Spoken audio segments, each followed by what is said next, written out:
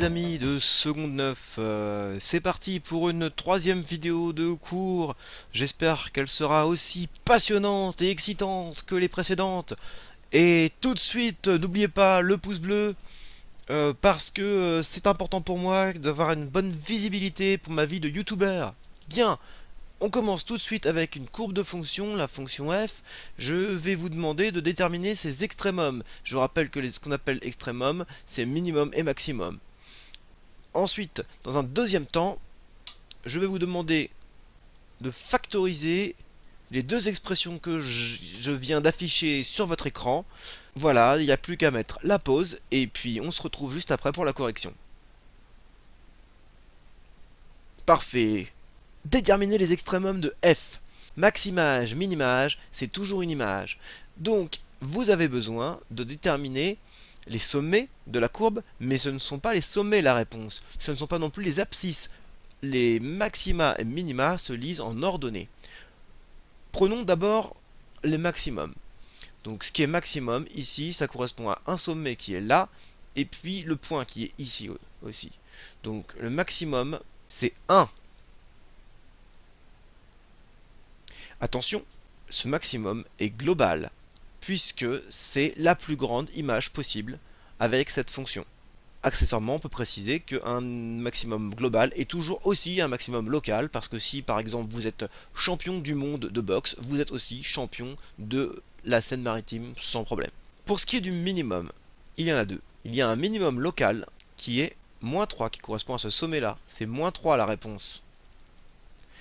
Et il y a un minimum global qui est approximativement -9,2, on va dire. Avec la précision permise par le graphique. Passons maintenant à la factorisation.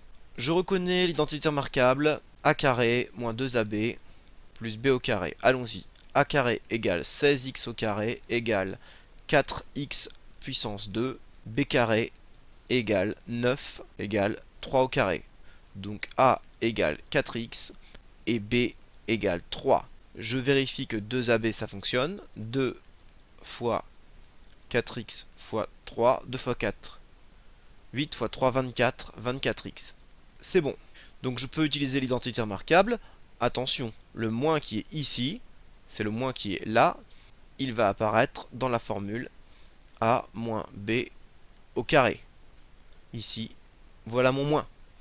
Et donc, 16x au carré, ça fait 4x moins 3, le tout au carré, ce qui ressemble beaucoup à une identité remarquable qui est tombée au dernier contrôle.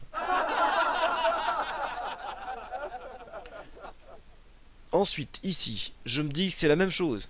A au carré égale 4x au carré égale 2x, le tout au carré. Donc A égale 2x. B au carré égale 16 égale 4 au carré. Donc B égale 4.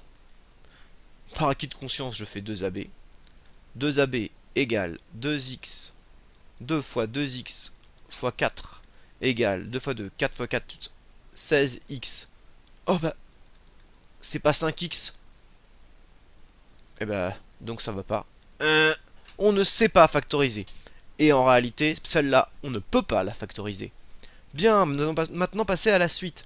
Nous avons vu dans la vidéo précédente qu'on pouvait utiliser le déterminant pour déterminer si deux vecteurs étaient collinaires. Mais à quoi ça va nous servir? Prenons le cahier de cours. À quoi peut bien servir le fait de pouvoir prouver que deux vecteurs sont collinaires pour une démonstration? Eh bien, à deux choses. Donc dans le cahier de cours, vous allez noter propriété, 3 points A, B et C sont alignés si et seulement si les vecteurs AB et AC sont collinaires. Si je prends 3 points alignés, A, B et C, les vecteurs AB et AC ont la même direction. Et si les vecteurs AB et AC ont la même direction, les points A, B et C sont alignés. Remarquez que ça fonctionne aussi si je fais n'importe quelle combinaison des points A, B et C. J'aurais pu mettre AB et BC, j'aurais pu mettre BA et CB. Du moment que j'utilise les 3 points, ça marche.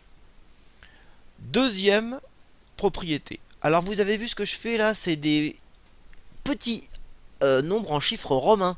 C'est des petits chiffres romains, c'est mignon. Il n'y a qu'en maths qu'on les utilise. AB et CD sont collinéaires. Si et seulement si les droites AB et CD parallèles. Donc on va avoir un outil, je vous fais un petit dessin quand même, de droites parallèles. On va avoir un outil qui nous permet de démontrer que des points sont alignés et que des droites sont parallèles. Remarquez que on a besoin uniquement de la même direction, il n'y a pas besoin d'égalité de longueur, pas besoin que les vecteurs soient égaux pour que ça fonctionne. On va tout de suite attaquer des exercices. Donc vous allez prendre votre livre et vous allez faire les exercices numéros 37, 38, 39 et 40 de la page 208 ou page 209.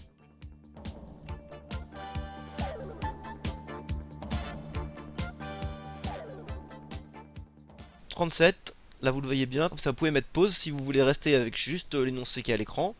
Le 38, vous pouvez mettre pause.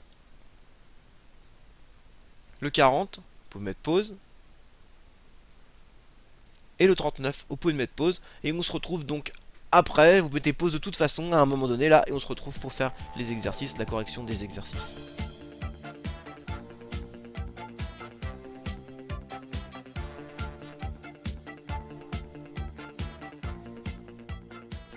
Bien alors, on va déjà déterminer si des vecteurs sont collinéaires.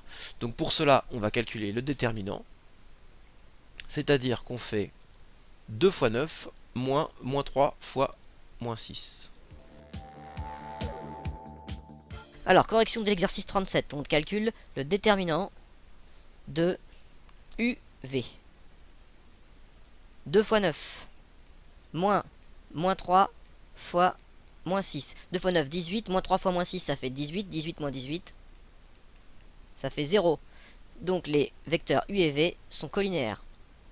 On recommence pour le suivant. Déterminant de UV est égal à moins 9 fois 4 moins 6 fois moins 6. Ce qui fait moins 9 fois 4, moins 36. Moins 6 fois 26, plus 36. Encore 0. Ils sont une nouvelle fois collinéaires. Bien, on passe à l'exercice suivant. L'exercice 38. RS et TU sont-elles parallèles? Alors, je peux faire une figure, bien sûr. Je peux très bien décider de faire une figure et de regarder un peu à quoi ça a l'air. Mais en réalité, on peut totalement s'en passer. Il suffit pour cela de déterminer les coordonnées de RS et TU, les vecteurs. Donc, ici, c'est moins 3. Ici, moins 9. Donc, le vecteur RS a pour coordonnées moins 3, moins 9. Pour passer de moins 1 à 4, j'ajoute. De moins 1 à 3, j'ajoute 4. De 4 à moins 2, je soustrais 6. Le vecteur TU a pour coordonnées 4, moins 6.